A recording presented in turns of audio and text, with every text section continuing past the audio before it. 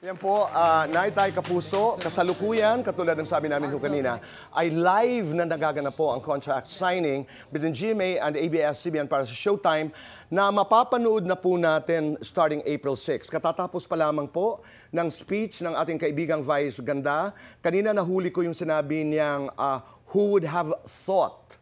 Diba? Sino ba naman ang mag-aakala na mangyayari ito? And then, he talked about being grateful.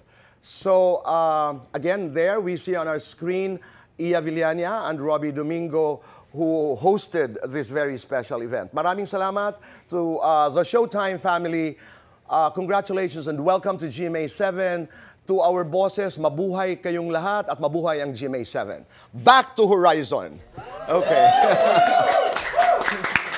Ano yung pakiramdam na kayo'y sumisikat sa South Korea, Vinci? Siyempre po, nagpapasalamat kami kasi nabigyan kami ng opportunity para makapag-promote both sa Korea and dito sa Pilipinas. Kasi siyempre, hindi to parang common na, That's right. na opportunity na makukuha naming mga bata pa. Doon ba sa Korea, alam nila na kayo'y Pinoy? Nalalaman nila? Because without you telling me, pwede kong sabihin, oo, di ba? Lalo na ikaw, Kyler. You're the visual man. Siyempre po nalalaman naman po. At ano ang reaksyon nila?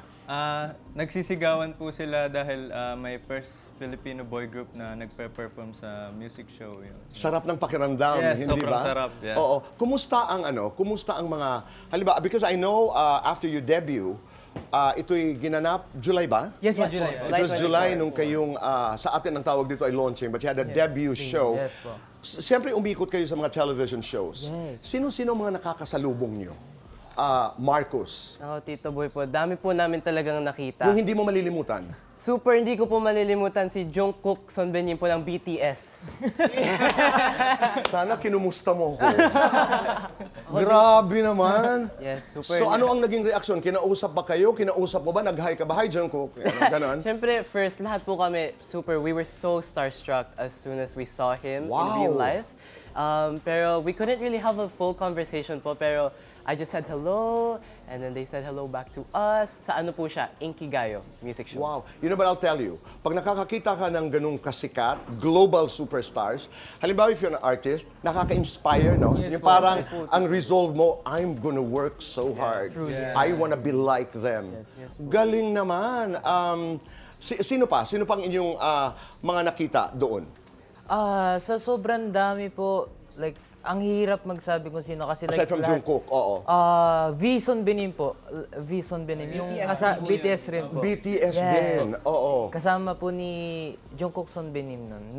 Nung nag-promote po siya doon. Hindi ako pwede magpunta doon. Baka lahat magamit ko. Pirmahan niyo ako dito.